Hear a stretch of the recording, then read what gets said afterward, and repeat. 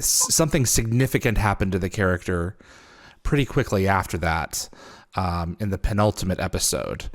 Tell me about when you found out that you were going to go blind.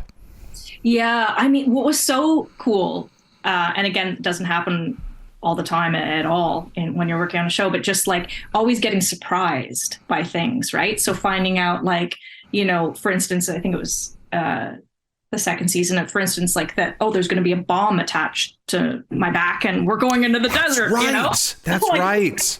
Oh, like, man. Beastie Badlands. Been there. Yeah. Let's talk about that in a moment. Go ahead. Yeah. But just like, so finding out these things where I never would have seen it coming, right? Just like, and two, the blindness, I would never have seen that coming, right? So they were just always, kicking it up a notch, right? Raising the bar and not being afraid to go there, which I really admired. That, takes balls as a creator, as creatives to keep pushing that, right? So, yeah, I mean, I was all over it. I thought it was a great choice. Like, we want to see what happens when somebody is challenged in a new way, to keep thriving and contributing. And, so I thought it was a great opportunity that they did that.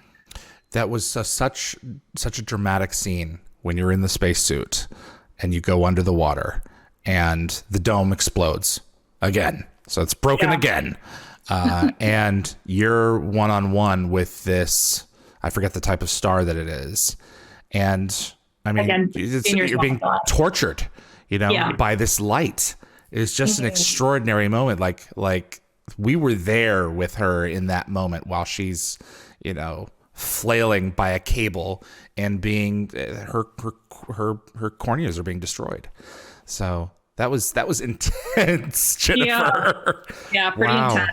Right? Like, and then I remember like shooting the in the water scene, right? Putting my head under the water in a helmet. Oh my God. It was just that's not airtight. It's a motorcycle helmet. Yeah.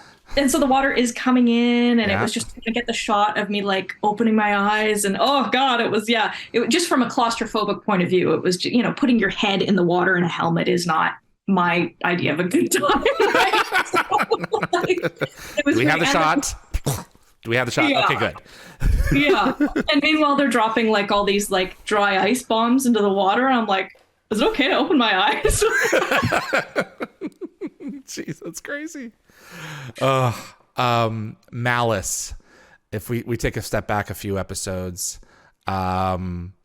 what a show. The Beastie Badlands in New Mexico is the second location that the show went to. The first one was White Sands in pilot in episode 3. And then you guys returned in Malice to Beastie, which is one of the most remarkable landscapes in the United States, in my opinion. I've been there. You are no longer on Earth. Yeah. Yeah, it really does. Tell us about filming there.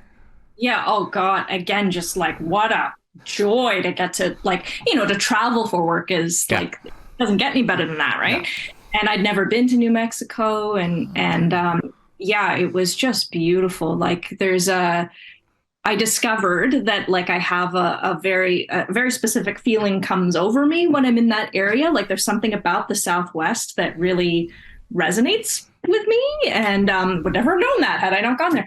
And but there's like this sort of stillness that comes over you, right? And or me at least. And so it was just incredible, like to get to go out there and then get to go out there and do those types of things, like to have those crazy explosions and be working with a whole new crew, basically, right? And it was just glorious. And then I went off after we were shooting. I stayed a few days later and I traveled a bit to Santa Fe and it was just like, oh my God, come on. Is this real life? No,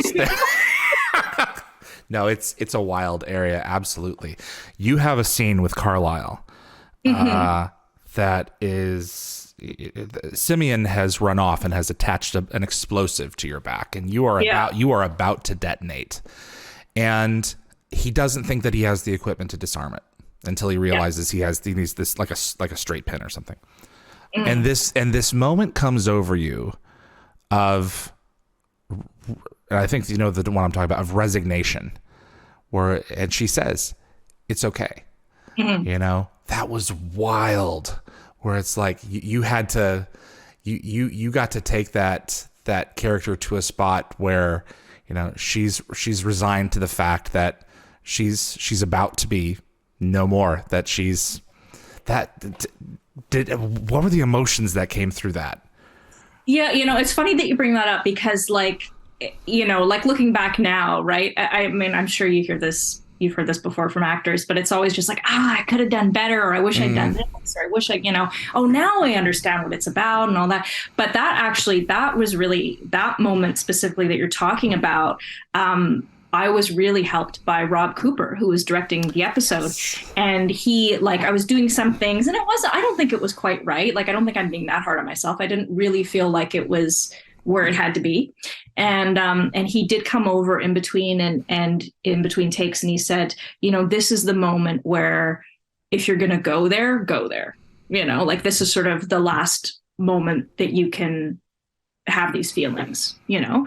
And so once he said that, then it opened me up more and I was able to understand it more, you know? So that was a really helpful direction. Wow. What has this show meant to you to be a part of it? Man.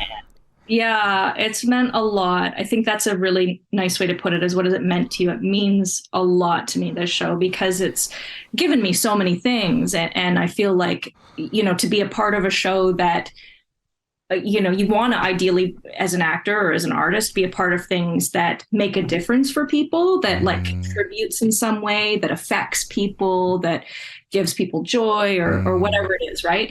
And I feel like this show really does that. And so to be a part of it is like, yeah, that's the ideal. That's sort of the goal as an artist, right? So in turn, that's given me so much to feel like it's made a difference for other people. And also just, of course, like I say, just the great experience we had making it. Because again, that doesn't happen all the time, right? So exactly. Were you on the Carl Vinson with some of the cast when the announcement came out of the cancellation?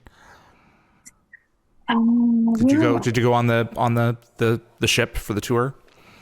No. Okay. No, I'm trying to remember where I was when we found out. I can't remember, but I do remember Patrick, of course, good old Patrick, you know, finding that the best way to put something. He's like, I feel like I'm in the stages of grief, of like, you know, denial, bargaining, all these things, right? So it was like, he was right. We were all just, not wanting to let go, right? And boy, he was given a steak with Travelers. Holy cow. Yeah. Man, what a great role for totally. him. Yeah. I know, just like the comic relief, right? I think, my understanding is like he already had the role, like Brad had already written it with him in mind, but he still auditioned, but didn't know that. Thanks for watching this clip from Dial the Gate. You can find the full live stream shows on our YouTube channel or visit dialthegate.com for the complete schedule. See you on the other side.